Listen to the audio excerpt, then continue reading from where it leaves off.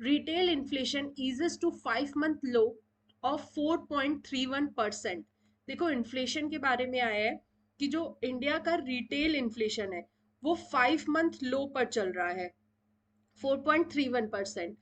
पहले थोड़ा सा डिटेल में समझते हैं आखिर इन्फ्लेशन क्या चीज है, कैसे इसको मेजर किया जाता है, क्या इसके इम्प्लीकेशंस है, हर एक चीज को देखते हैं। ठीक है, देखो इतना तो सबको क्लियर होगा कि इन्फ्लेशन मतलब कि जब किसी भी कमोडिटी या किसी भी गुड्स सर्विसेज की प्राइस में राइज होता है उसे बोला जाता है इन्फ्लेशन। दैट मीन्स अगर थोड़ा सा टेक्निकल टर्म में जाए, अगर पर्सन की परचेसिंग पावर पैरिटी कम हो रही है, परचेसिंग पावर पैरिटी मतलब कि एक पर्सन की खरीद करने की, गुड्स को खरीदने की क्षमता अगर कम हो रही है तो वहां पर समझा जा सकता है कि here it is due to the inflation.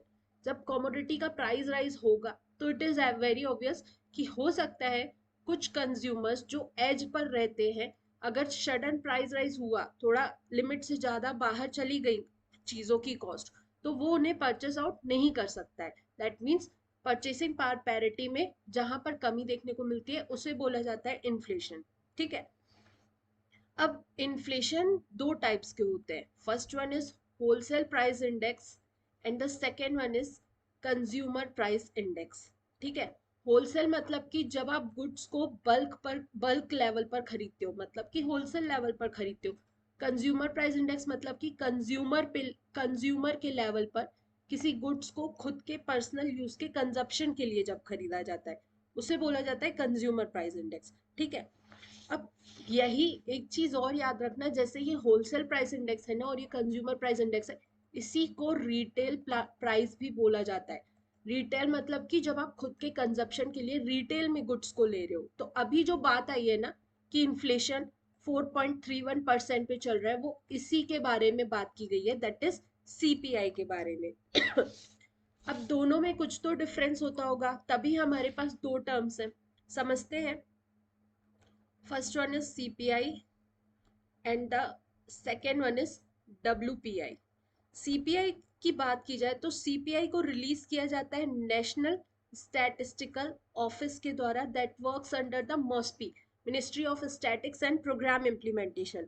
इसके द्वारा रिलीज किया जाता है और इसका बेस ईयर है 2012। ठीक है, पहली चीज। वहीं डब्ल्यूपीआई को रिलीज किया जाता है ऑफिस ऑफ इकोनॉमिक एडवाइजर के द्वारा, that works under the ministry of commerce and industry.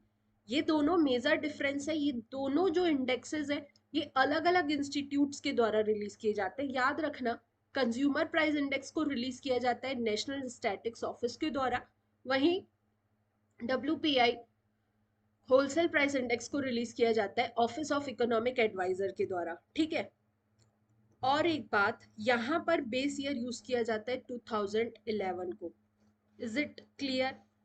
एक चीज और है, कंज्यूमर प्राइस इंडेक्स में आप गुड्स प्लस सर्विसेज दोनों का कैलकुलेशन करते हो, वहीं होलसेल प्राइस इंडेक्स में आप सिर्फ और सिर्फ गुड्स को कैलकुलेट कर पाओगे। The reason is very obvious यार, कि सर्विसेज को कोई होलसेल में थोड़ी परचेस करता है या बेचता है।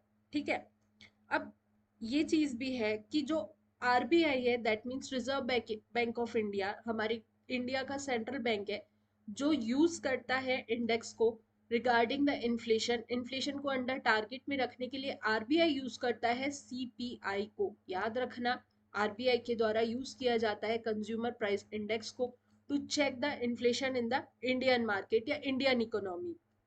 Is that clear? यहाँ पर डब्ल्यूपीआई में ज्यादा जो फोकस है या ज्यादा जो वेटेज है वो दिया जाता है मैन्युफैक्चर्ड गुड्स को। ठीक है, डब्ल्यूपीआई में ज्यादा से ज्यादा वेटेज दिया जाता है मैन्युफैक्चर्ड गुड्स को, वहीं कंज्यूमर प्राइस इंडेक्स में जो वेटेज है वो हर एक सेक्टर को इक्विवेलेंटली दिया जाता है। मतलब यहाँ से सीपीआई की मदद से आप इकोनॉमी की कंडीशन को ज्यादा बेहतर तरीके से समझ सकते हो as compare to WPI. As well as CPI को अलग अलग कैटेगरीज के लिए भी रिलीज किया जाता है। For example rural workers, urban workers, industrial workers और कंबाइंड फॉर्म में, मतलब कि 4 तरह के वेरिएंट्स भी रिलीज किए जाते हैं सीपीआई के। मतलब कि अगर हमें इकोनॉमी की बिग पिक्चर चाहिए तो हमें वो मिलती है सीपीआई के थ्रू, ठीक है। अब क्वेश्चन जनरली ये उठता है कि अगर मार्केट में इन्फ्लेशन या डिफ्लेशन हो रहा है तो वो मेजरली दो फैक्टर्स की वजह से होता है। First one is cost push inflation.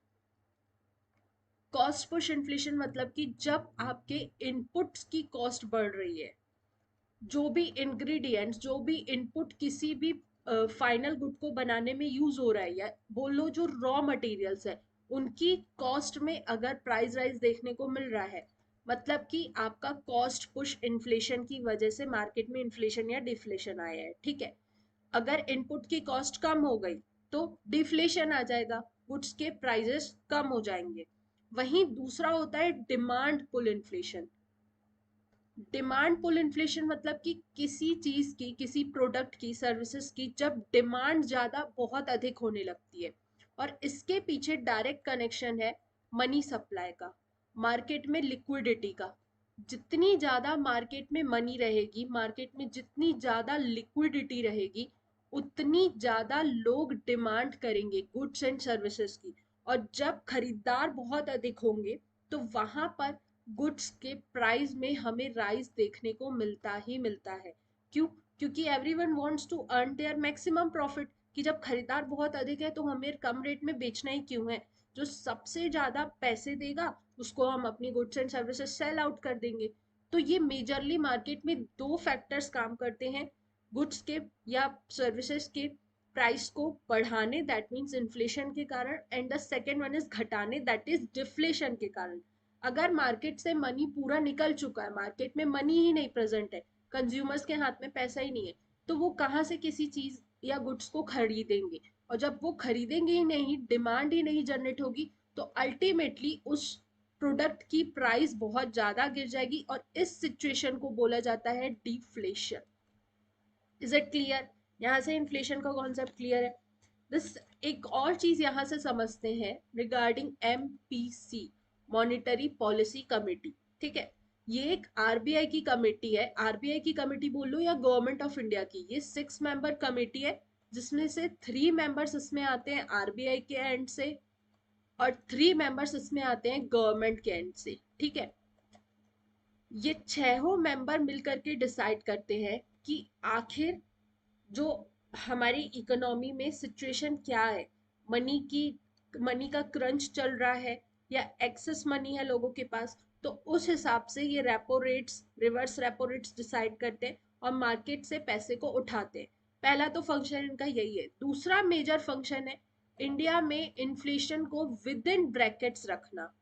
With in brackets मतलब ±4%, याद रखना। मतलब कि आप 2 से 6% के बीच में अगर आपकी इकोनॉमी में इन्फ्लेशन है, that means your economy is healthy.